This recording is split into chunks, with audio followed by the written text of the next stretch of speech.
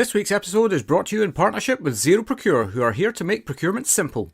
Zero Procure harnesses a network of specialists to ensure that businesses are working with the right suppliers at the right price.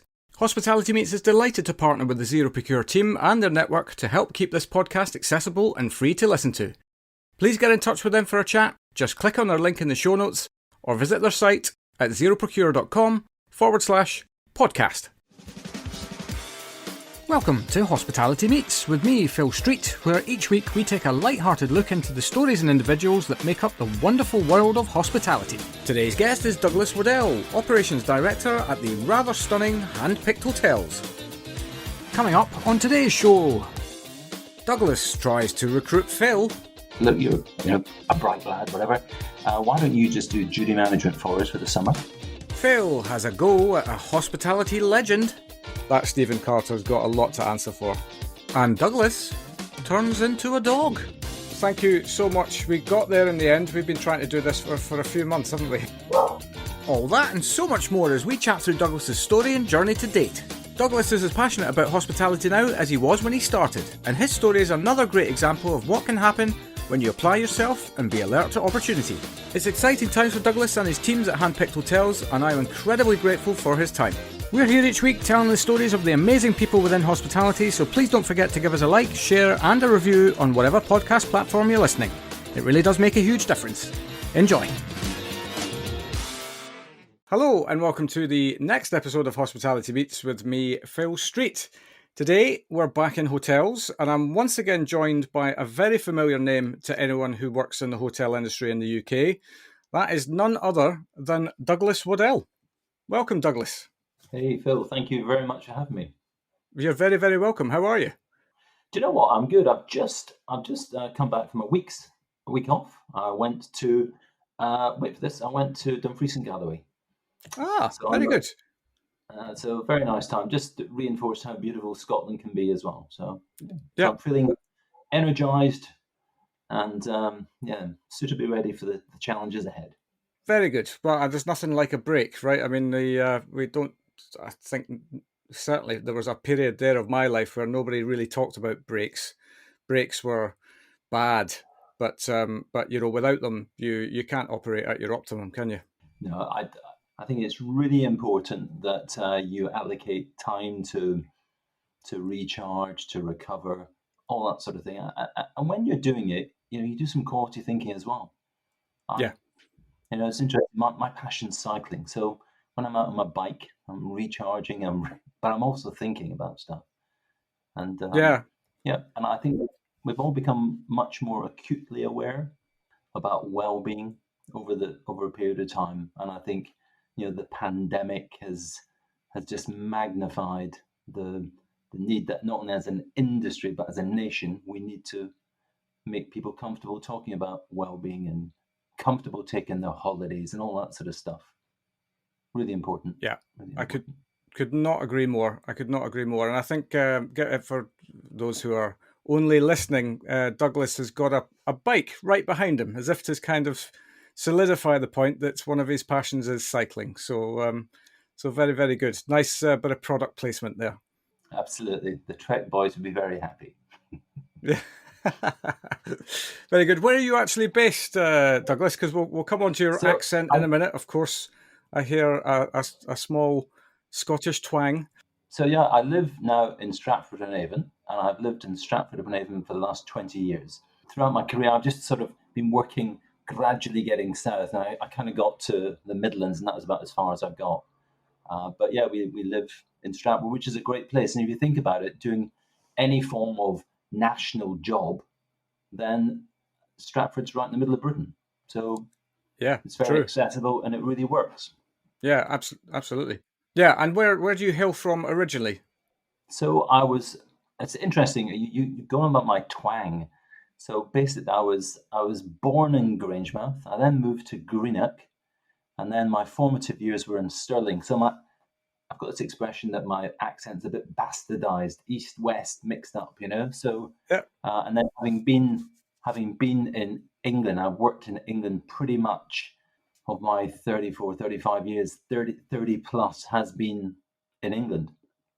So my accent fades. However, and I'm sure you'll you'll get this, that as soon as you head back home, you spend time with your family, a few beers, Yeah. and it's Yeah. Yes much turns into better. I, doesn't it? And yeah, absolutely. Funny you say that. I'm exactly the same as you. I have a little bit of a mixed accent because grew up on the East Coast, moved to the West Coast, did uni in Glasgow, and then travelled the world, and then, like you, have been in England pretty much ever since. And my accent has definitely softened over the years. I think back to some of the stuff I used to say in my childhood, and I would think, God, that's not even English. It's its own version of English. That's what it was. Very good. Absolutely. Right. Well, let's get to it. Let's get to your story. You're obviously, actually, we haven't covered who you are and what you do. I mean, we've covered who you are, but what is it that you're currently doing, Douglas? What's your role? So my role is operations director for Handpicked Hotels. So I've been at Handpicked for since 2006. So I'm a 16-year veteran here. Some people say, "Well, my goodness, why are you still with Handpicked?" Well, it's such a great company. Such a great company. I'm blessed with having really good owners who are very supportive of us, let us get on with it, and the job remains challenging, interesting, exciting. We've got a great product, which not that a challenge, but we have. And clearly, we've faced from 2008 and 9 the financial crash, and we've had the perfect storm of inflationary cost pressures, all that sort of good stuff. Then we've had the pandemic. So I would also say that my in-tray has never been empty, Right. and it it maintains the same level of challenge as the day I arrived. Yeah, well, I think that's the thing, right? I mean, yes, there are always bigger ticket challenges to face, like the pandemic, like a financial crash, and all of these things. But generally speaking, there's always something. It's never. I think the day when it becomes that everything is in its place. I mean, that's a boring day, isn't it? That's the day where you go, well, what's next? Absolutely. Well, I think running any business, the operational area of any business is constantly changing, constantly Yeah, evolving, constantly developing. Something new is coming at you. So there's no such thing as a predictable day. And I think if you do get to the stage where that's never actually happened to me, you feel it's boxed off, then it is time to move on, isn't it? The challenge has gone within the job. The way I feel about this yeah. job and the company that I work for and the people that I work with is the challenge is absolutely still there. There is much to be done. Yeah, and always there is much to be done, no doubt, because there's always something new. There's always a new way of doing things. There's always, oh, actually, the way they're doing it sounds really, really excellent. Maybe we could do that in our business and so on. So that's called evolution, I think. Absolutely, I agree with that fully, and we continue to evolve. We continue to evolve. Yeah, brilliant. Well, as a human, you would have evolved into this position that you're in now. Nice little segue there, if you see what I did. If we go all the way back to the beginning of your career and just talk us through how you got into hospitality in the first place. Do you know, I know the day that I decided the hospitality business was for me. Really? Absolutely. And I was, I think, 12 and a half at the time. And I was the youngest of five boys. They'd all left home, and I was still at home. My mum and dad announced they were going away on yet another foreign holiday, and I Right? wasn't going with them. So, but I have managed to get over that. I don't bear my parents any grudge about Still that. to this day. Anyway, they sent me to stay with my second eldest brother, and he was the deputy manager of a hotel in Aberdeen. And the hotel was called the Langstrath Hotel. Now, I have to tell you, this was sort of late 70s, so oil was starting to make a big impact on the market. And this was a very busy hotel. And at that stage, I'd stayed in the old hotel, but didn't really understand. So for Yep. 2 weeks, I got to, I wouldn't say run amok, but I got to work behind reception, see what was happening in the bar, look at they let me sort of access all areas. That's a good way of putting it, access all areas. And I thought, do you know what? This is what I want to do. Yeah. And I didn't at that stage really know if I meant run a hotel company or but I thought hospitality is what I want to do. And so I think I went back and said to my parents, yep, that's what I'm going to go and do. And then so I continued to study at school. And interesting, I applied to Napier, as it was in those days, College of Commerce and Technology, now Napier University. I applied for the degree course there. And this is relevant because they looked at my grades on my predicted grade and said, we'd like you to go back and do another year of hires and do a few more hires, strengthen your academic level. And I decided, no, I wasn't going to do that. What I was going to do was go and work for a year. So I did. I worked hotels in the summer. So I worked in the Fife Arms in the summer, which is now obviously a very posh gig. It was considerably less posh in 1981. Right. And I got to teach skiing at Glenshee. Now, 81, 82, I'd been skiing since I was 3 years old. 1981, 82 was amazing snow. So I got to teach skiing. I taught for Cairnmore Ski School.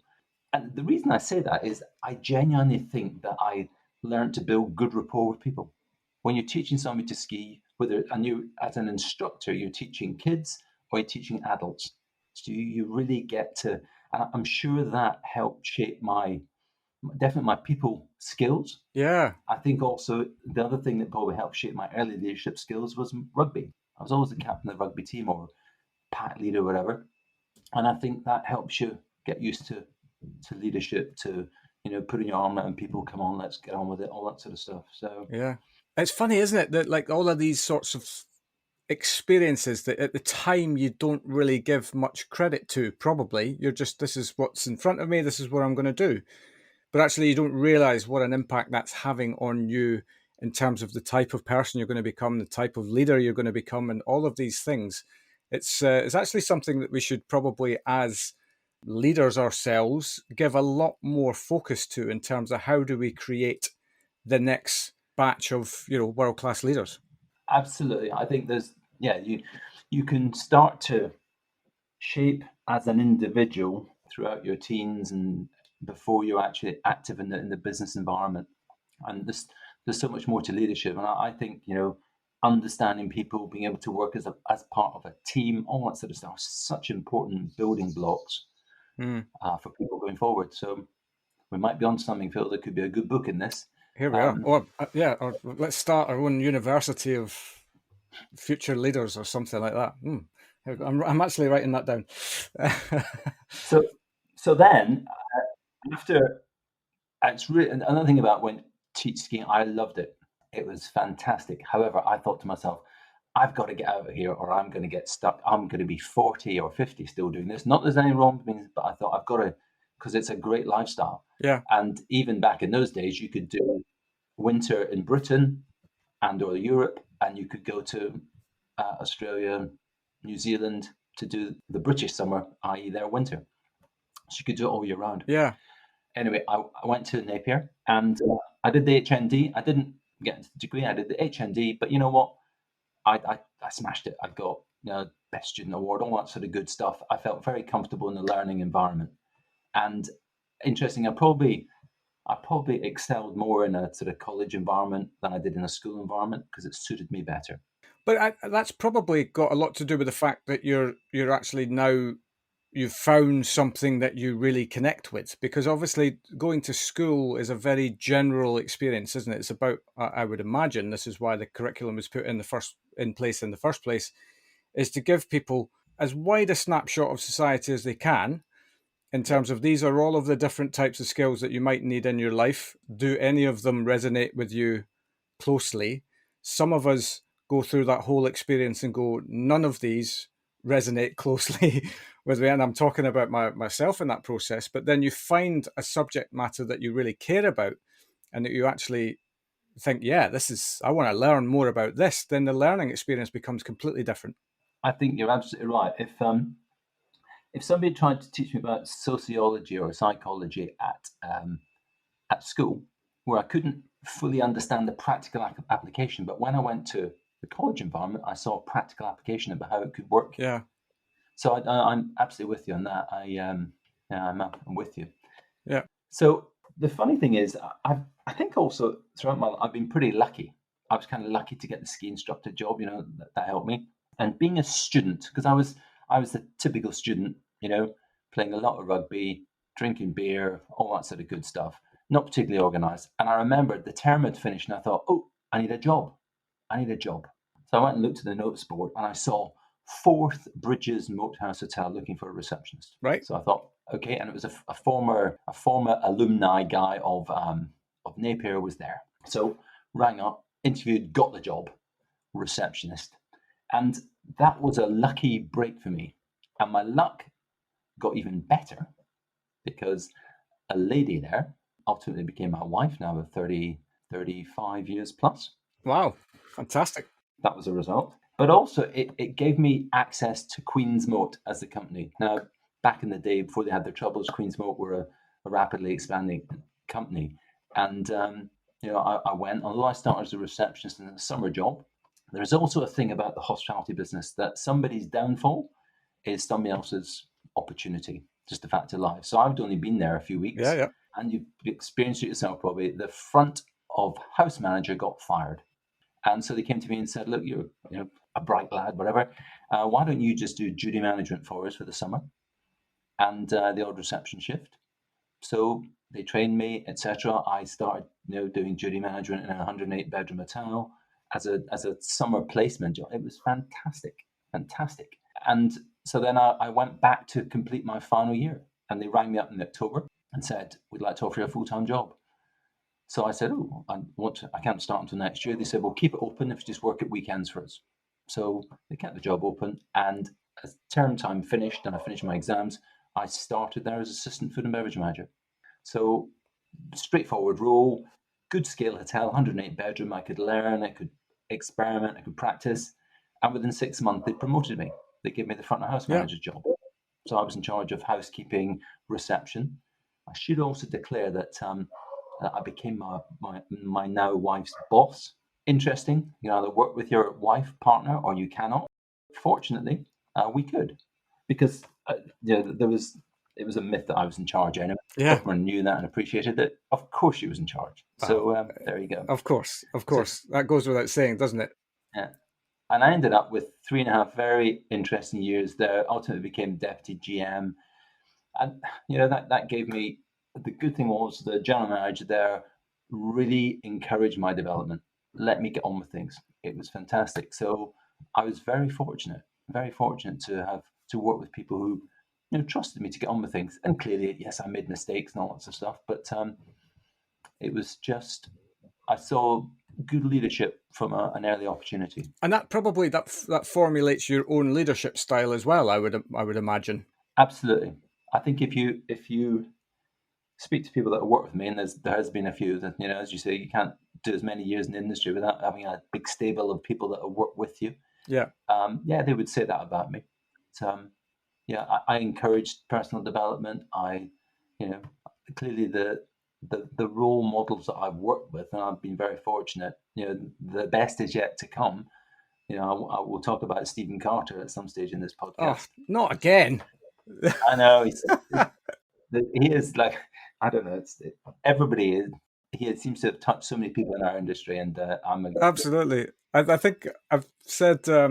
I think I was interviewing Matt Townley recently. He's another one that's had the fortune to work with Stephen, and I think I actually said something along the lines of that Stephen Carter's got a lot to answer for. He certainly has. Has. So I decided that I had to move. I had to try and experience something different, because I ran the risk of just being stuck in Scotland. They didn't have that many other hotels in Scotland, so I had to uproot. And there was a job which was actually the food and beverage manager. It was the number 3 at the Grand Hotel in Birmingham. Now the Grand Hotel is now truly a grand hotel once again. Right. I can assure you, with respect, in 1988, when I went there, it was not as grand. Right. Okay.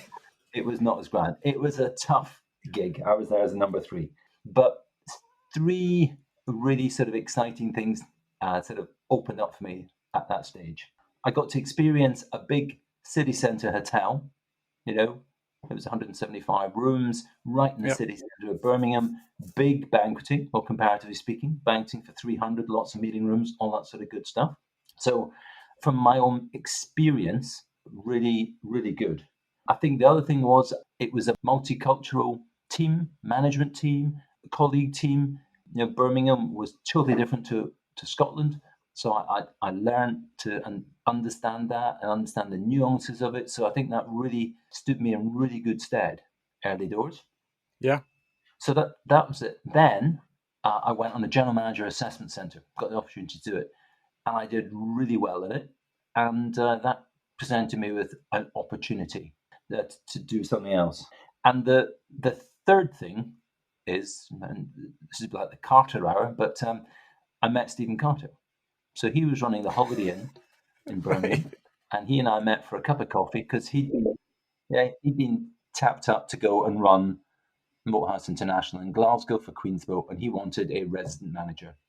So the company said, "We've got this guy," and he and I met. And Stephen clearly became a mentor, a colleague, and a very good friend. And to this day, I ring him and seek his counsel. He's also the godfather of my second son, so he's a very real proper connections. Absolutely.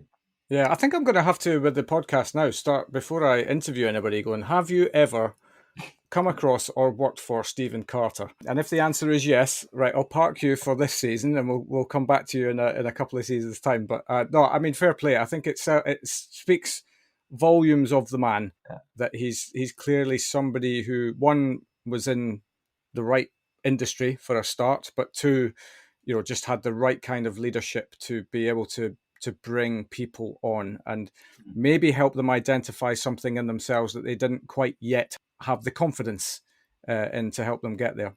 It's interesting. Lots of people say that they put the team and the guests at the heart of what they do. Lots of people say that. Rattles off the tongue nice and easily. Yeah. Carter absolutely believes that. And Stephen instilled that. And when he worked with people, that is the essence. That's what it's about. Sort those two things and everything else will be okay. And he's absolutely right. And to this day, I have that, put the guest at what I'm doing, heart of what I'm doing, and the team. And we did that. Stephen and I did that together at Glasgow, and we had a cracking couple of years there. And I learned such a lot from him. But I think the biggest thing was, and maybe it's back to your point, Phil, that he gave me absolutely the confidence that I could go and be a general manager. Yeah. And so much so that I ended up getting a 251 bedroom hotel as my first appointment, which is, back in those days, that was a big risk for the company.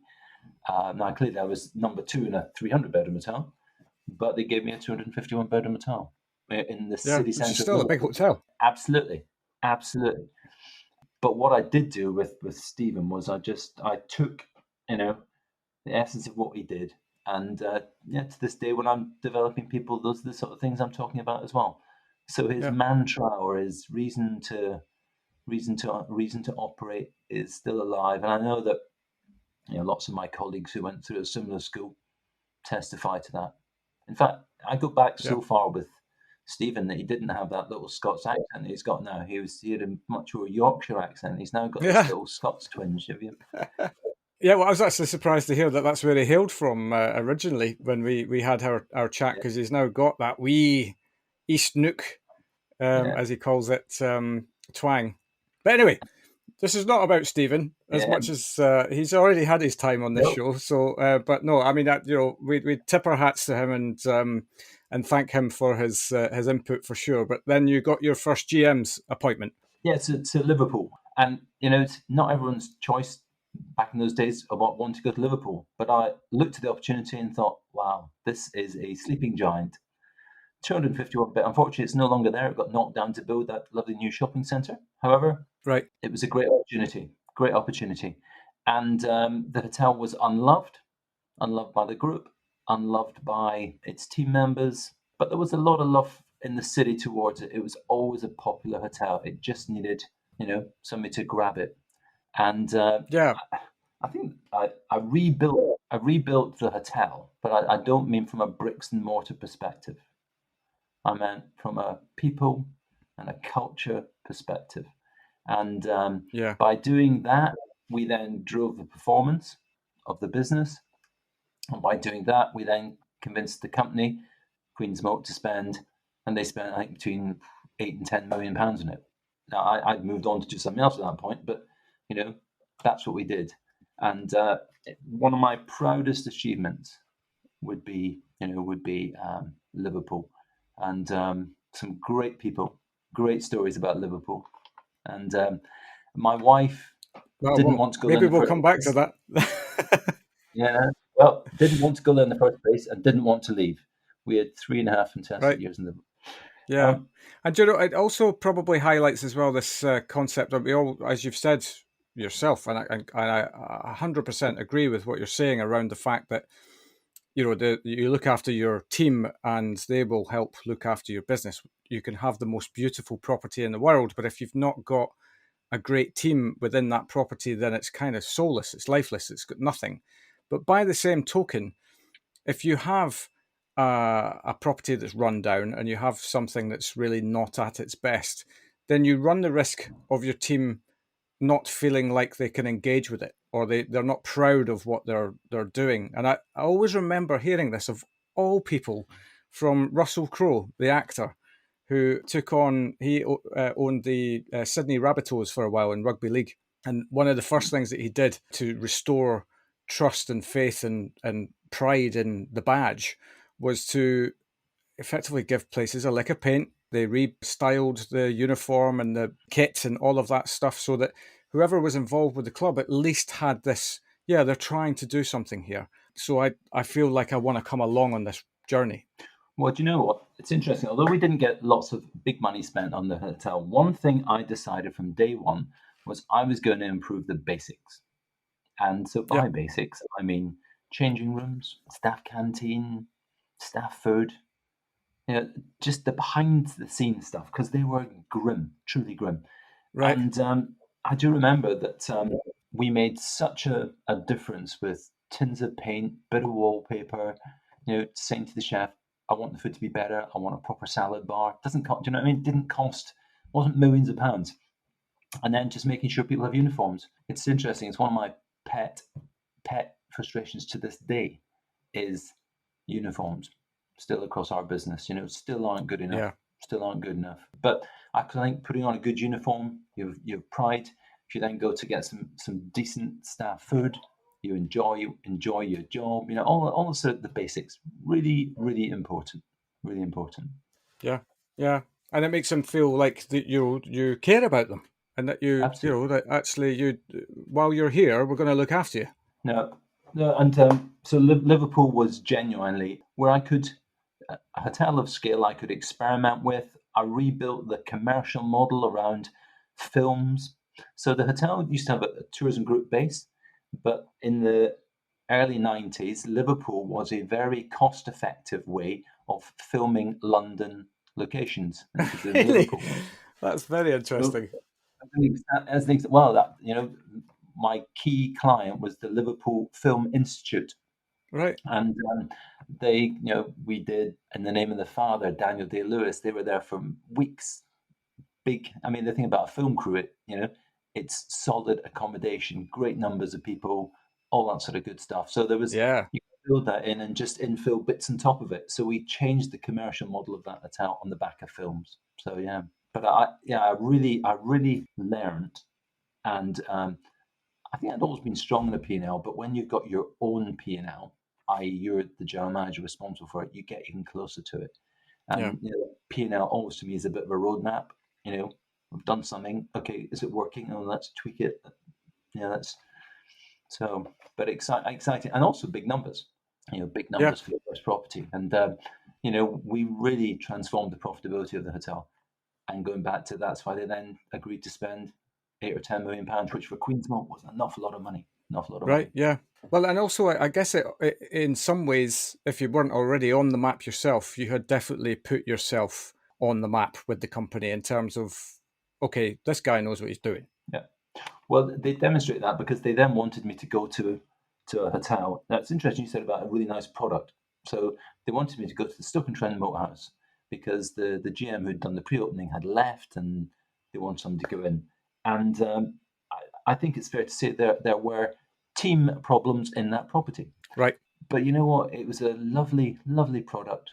If I compared Liverpool to, because it was built for the garden centre, brand spanking new. It was only a few years old, so I had threadbare carpets. Liverpool, I had a lovely posh hotel, Stoke-on-Trent. Didn't do it for me. Wasn't happy. Wasn't happy with the team. Now you could say you reshape the team, but just wasn't. And actually, I got poached away. I got poached away to go and work for another company who were going to open up a competitor for David Lloyd, against David Lloyd, and I actually resigned to go and do that. And Queen's Moat said, "Look, why are you going to go and do a leisure job elsewhere? Why don't you do our group leisure job within Queen's Moat?" Because they had 33 health clubs, goodness knows how many golf clubs in those days.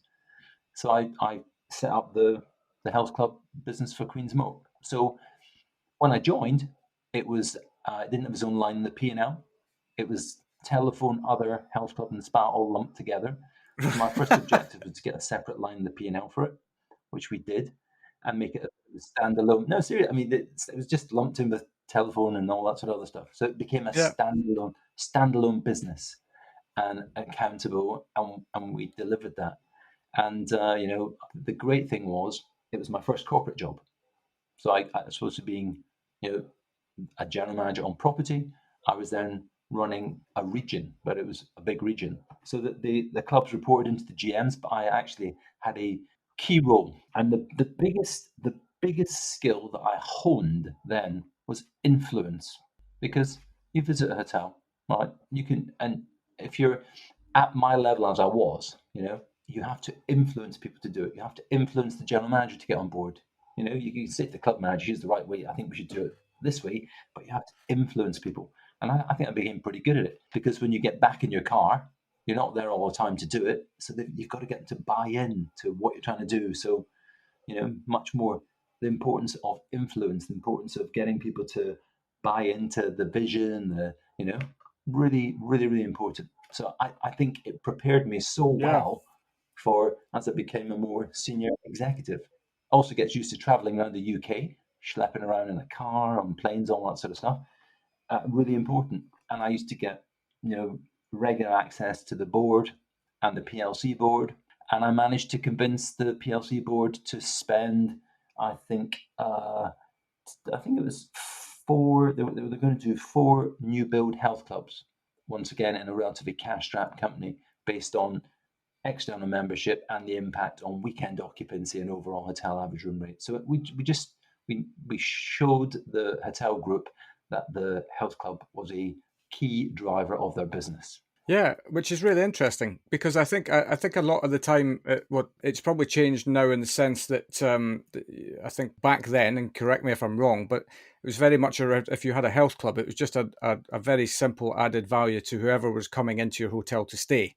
Whereas actually a proper health club within a hotel can be driven by, and has to be really, probably from a commercial standpoint, it has to be driven by your local community. Absolutely. I think definitely when I was doing that, so that's kind of 95, 97, the health club boom was established. But you're right, in hotels, if you could get a decent sized hotel health club, you could put a membership in.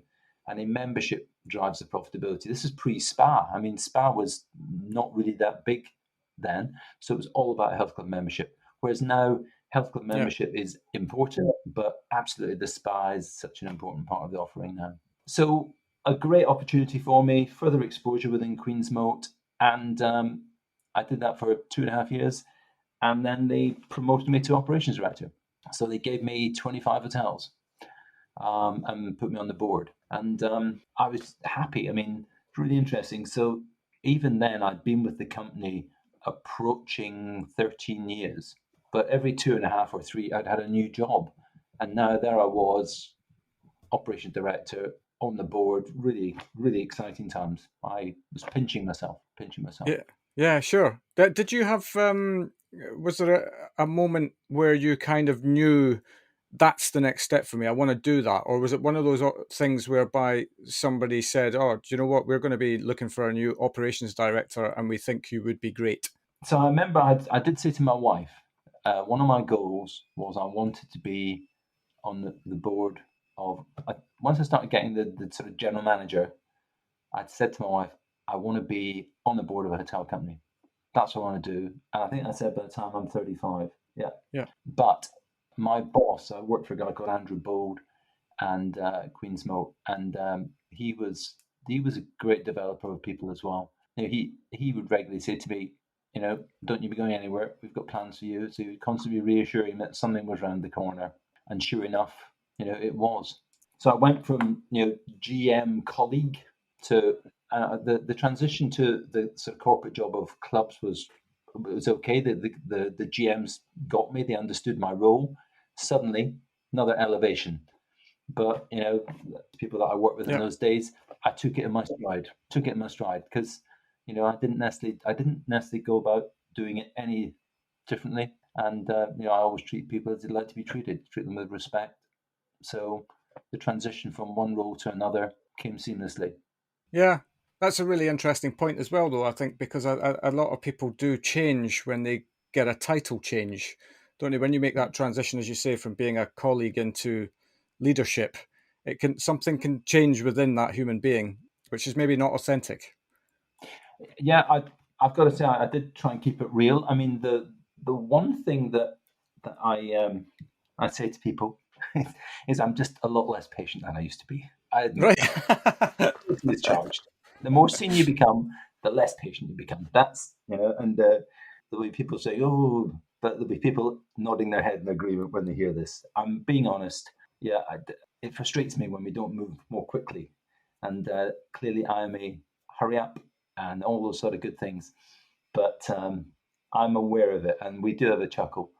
My colleagues know that I'm a real hurry up, and my wife knows that I'm considerably less patient in my work than I used to be. Right. But I suppose that half the battle when you're leading people is that if they know that, that's fine. If that's part of your natural makeup, then you can either you get on board with that as, you know, somebody who works for you, or you go, you're not the place for me. Yeah. But as long as you're upfront and honest about that, and people kind of get that, then that, you know, people will follow you. Yeah, absolutely. So then I was relatively happy at Queensmote. And I'm thinking, yeah, I'm in good position here to take over from the MD. What do you know what I mean? However, the phone rang, and it was a headhunter. And here we go. Yeah, they wanted to talk to me about Esporta. So Esporta was a health and fitness company, which had been a private company bought by First Leisure, and founded by a guy called Patrick Henshaws. Patrick had decided he wanted to move on.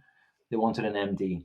So I got approached, went along, and they liked my hotel background, the fact that I had run a health and fitness business before, understood the dynamics of it. I was a good candidate, and I went in there, and I'd only been there, 5 minutes when we had a hostile takeover, a hostile bid. So I've got to say, I spent the first maybe year of it getting under the skin of the business, and then the last 18 months defending a hostile takeover. And that was the most pressure, I think, in lots of ways, in my career. That was it. I was really under the pump there. And the reason being, and the board made a couple of really sensible decisions. So if you're in a PLC environment, somebody needs to run the day-to-day business, because everyone can get distracted and let's worry about the takeover. So I didn't get really involved in the takeover. What I did get involved was absolutely delivering what we'd said to our shareholders. Don't sell to them, because here's what we're going to do. We'll make these efficiencies. We'll make that. So I did that. I made sure we hit our numbers, that we made efficiencies in our payroll, our costs. I did the grinding detail of that. Less glamorous than defending the takeover, but absolutely important. And at the end of the day, your responsibility is to your shareholders, and we had to do the best deal for our shareholders. And by the best deal, let's get the bid price up and that's what we did. So eventually they increased the bid, and they did two went to a private equity, Duke Street Capital. So they did two deals. They did an agreed takeover with somebody else, and the hostile takeover with us. And the agreed takeover got to run the enlarged business. So I got got the bullet, whatever you want to call it, paid off. So frustrated, unfinished business because I really liked Esporta, but on reflection, did the best I could for my shareholders, and it gave me the opportunity to have a year off and spend time with my two sons, one who was 5 weeks old, another one who was just about 2. So it was, sad but sweet. Yeah, I suppose that's the thing, isn't it? Now an opportunity has presented itself that perhaps you wouldn't have gotten if you would just going from one job to the next, or head down and doing that job for the next 5-10 years, whatever. And actually, the family is quite an important part of life as well. Absolutely. It was fantastic. I became a really hands-on dad for a period of time. So, notice I put for a period of time. Yes, indeed. And did nurseries and all that sort of stuff, and spent time with my kids and had lovely holidays. However, I can't remember who. I think it was probably my wife actually that sort of said, "Do you not think it's about time you started looking for a job?" And so I think. I think when they say that, it's definitely time to start looking for a job. Yeah, I think that was about 7-8 months into it. So I got an opportunity with Thistle in London. Well, actually, it wasn't in London initially. So Thistle in those days ran 36 provincial hotels, and so I met the team at Thistle. They looked at my CV, my experience of running provincial UK hotels, and they offered me the role. So I was going to be MD provincial hotels. So part of the umbrella brand of Thistle. And the thing about Thistle is that back in those days, there was a coup every 5 minutes. Somebody was losing their job or being promoted every 5 minutes. And anyone everyone bears the scars of Thistle, So I remember I was beavering away in the provinces, and they promoted somebody in London to be the COO, and Bev King. And Bev reached out to me and said, "I'd like to come and look after the London properties for me." So I hadn't done London properties. Now, if you think about Thistle, they have some lovely assets. They had some lovely assets, still have, in London. So I ended up being responsible for 5,000 bedrooms in London. And it was an amazing experience. Another great learning. Interesting culture within Thistle, heavily influenced by, the ownership group and all that sort of stuff. But I could not say enough about working in London for a period of time. It was just incredible. The most amazing city to work in, with challenges. I was there during 7/7, and it was just, I've been very fortunate in lots of my jobs. I've had great learnings, and Thistle, great learning. And Thistle, it's interesting. There was yet another coup, and I do remember that there was an opportunity for the CEO role, and I applied for it. I didn't get it. I was the other candidate, and so shortly after that, I moved on. But I kind of knew that was probably going to happen, and funnily enough, I'd already had a phone call with Julia Hands about the possible role at Handpicked. So I left Thistle and started relatively quickly after at Handpicked. Yeah. And suddenly, 16 years later, there we are. Yeah, you blinked and you woke up, and one day it was 16 years later. I've got this story. I remember when I used to be on the board at and I tell this story to people. So at Queensmote, and there's a sales director, a lovely guy called Mike Jones, and he used to refer to me in a patronising sort of manner as Young Douglas on the board. Young Douglas. Right. And I said to people, suddenly I'm the oldest guy in the room. And I said, how has that happened? So time moves really quickly.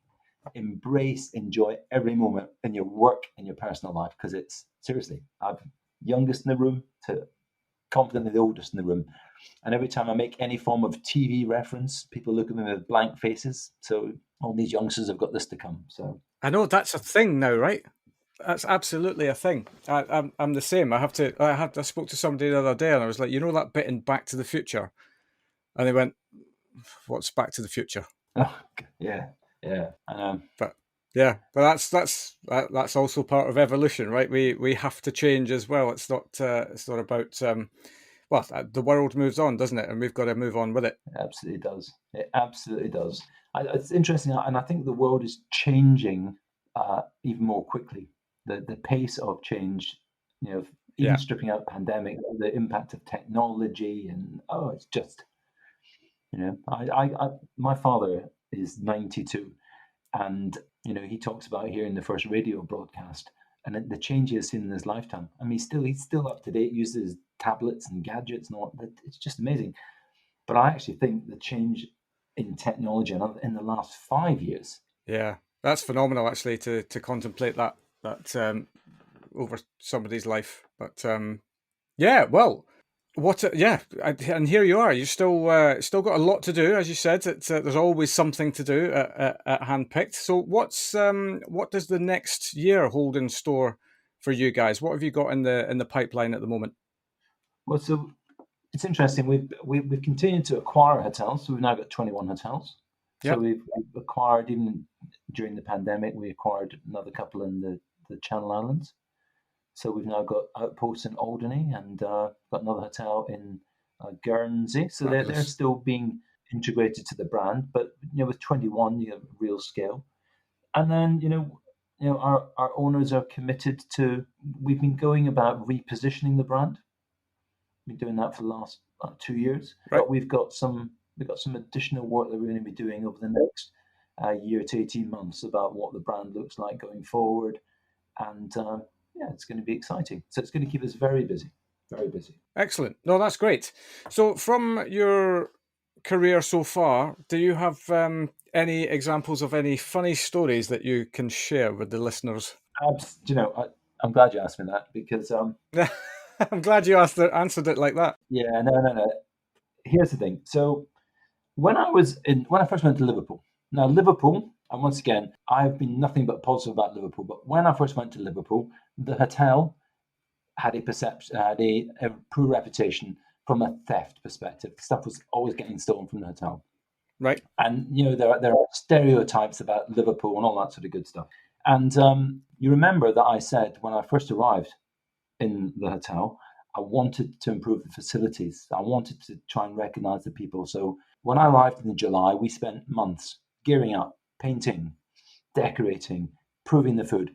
And I remember I said to the management team, I said, I really want to make a big thing about Christmas. I want the staff canteen, really decorated.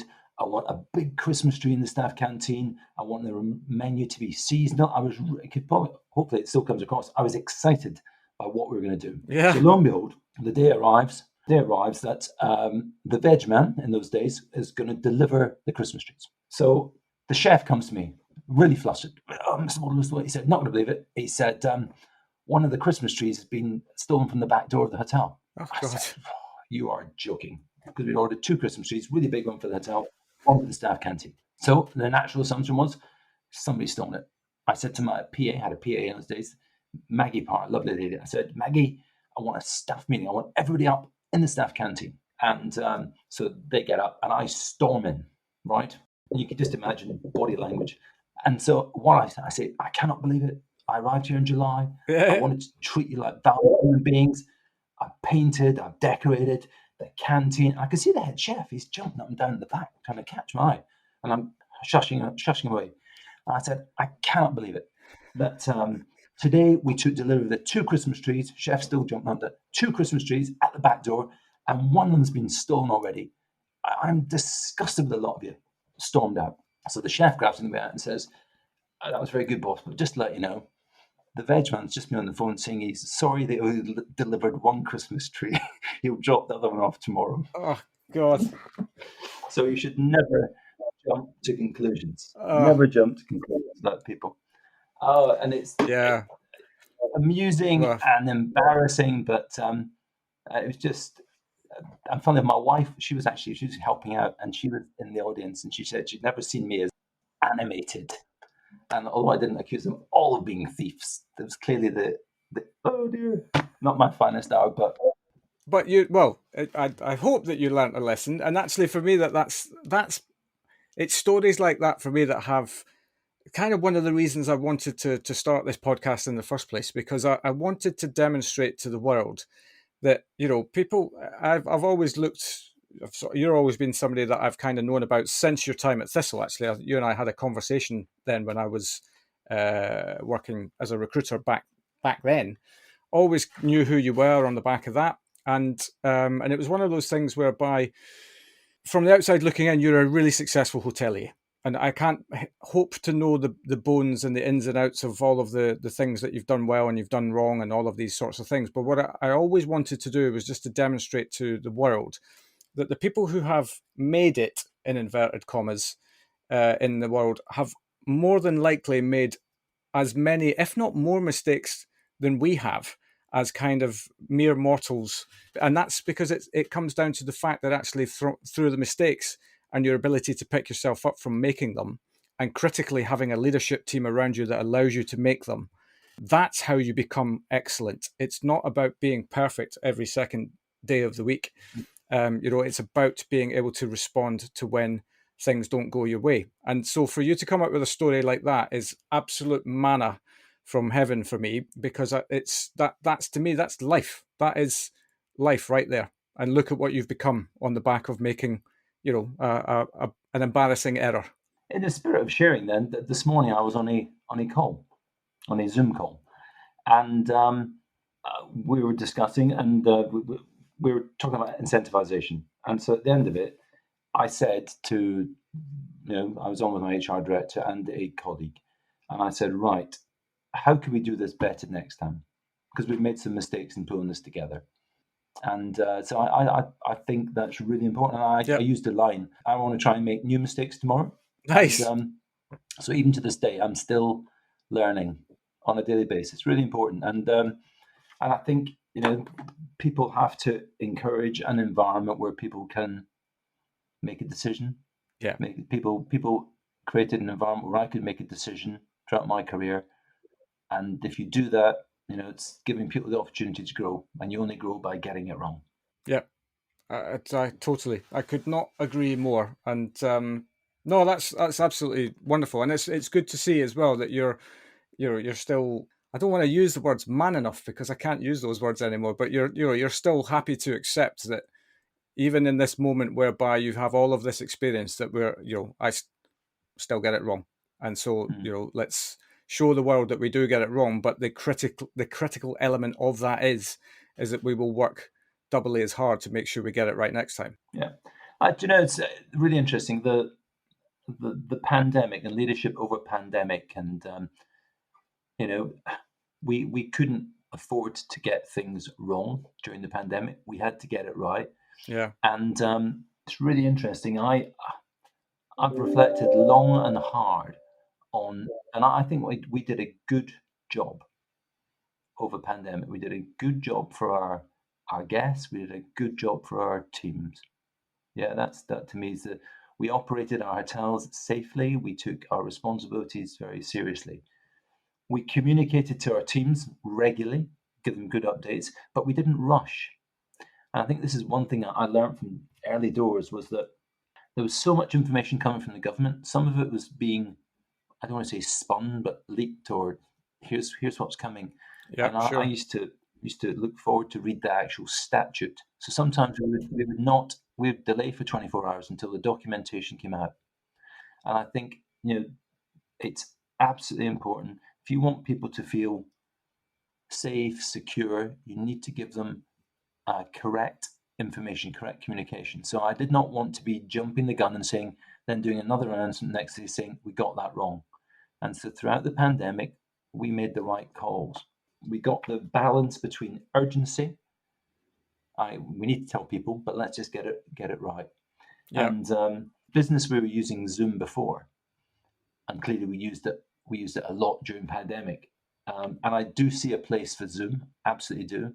But I do want to get back to getting people together in rooms. The power of communication when you're together with people is so much more effective than on Zoom. And I know Totally. I accept that people are very good at it. And also it reinforces that there'll be a meeting and events business going forward.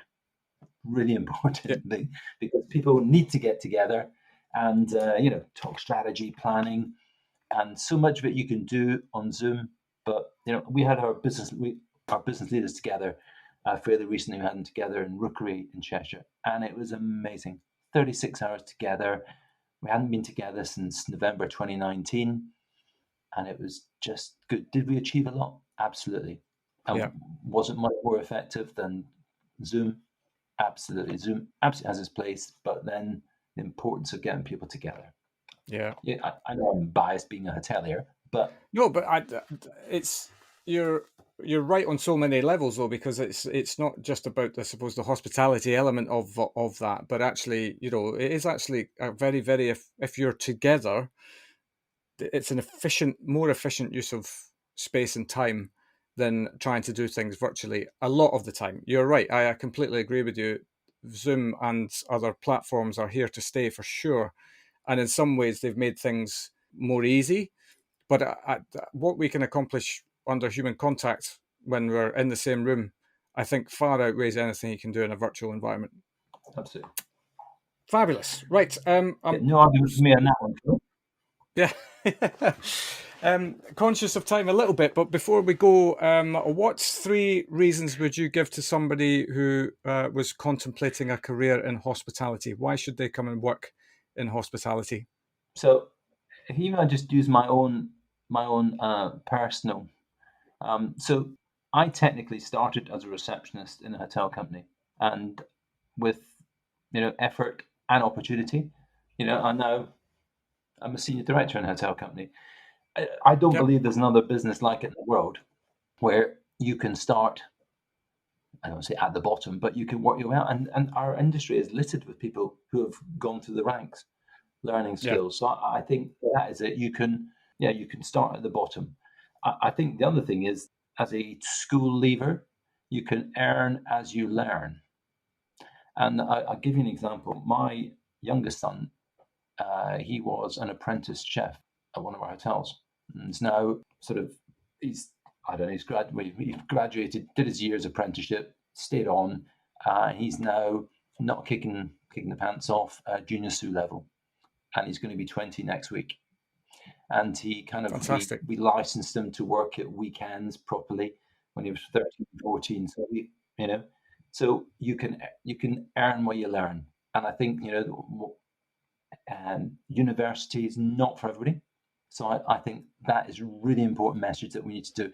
And we need to make it simpler for people to do, when I say proper work experience in hotels and safely and all that sort of good stuff. Because, we hooked my son. He wanted to do it, but we hooked him. So hopefully he'll continue to rise up. And then I eventually think he'll graduate out front. That's his route. So there's a route for everybody. So it doesn't have to be an academic route.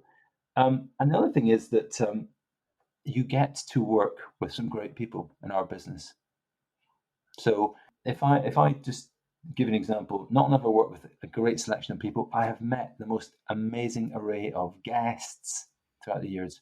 Some famous, some not famous, clearly, but it's just in terms of a diversity of job, and no day is the same.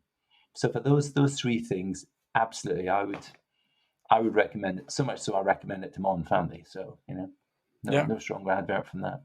Absolutely. Fantastic. Look, thank you so much. We got there in the end. We've been trying to do this for a few months, haven't we? But We have. Massively appreciate your time, Douglas, and to talk us through your story. Yeah, if people want to get a hold of you to learn about Handpicked or what you're up to, what's the best method for them to do that? I'm a D Waddell at handpicked.co.uk. I'm also active on LinkedIn. That's my proven method of communication. I like to post and write some stuff around that. So yeah, but happy to hear from people. Really, reach out to me. Love to talk and share my stories and listen to people's stories as well. Fantastic. Douglas, thank you so much. I will wish you a lovely day ahead, and I'll catch up with you again soon, I'm sure. Thank you for your time, Phil. Good to speak to you. You too. Take care. Cheers. Bye. And there we have it. An excellent career so far from Douglas, and having been at Handpicked for 16 years at the time of recording, I think it's safe to say that he's found his home. I wish him continued success. I'll be back again next Wednesday at 8 PM telling more stories from the awesome humans within hospitality. But until then, thanks so much for listening, and I'll see you next week.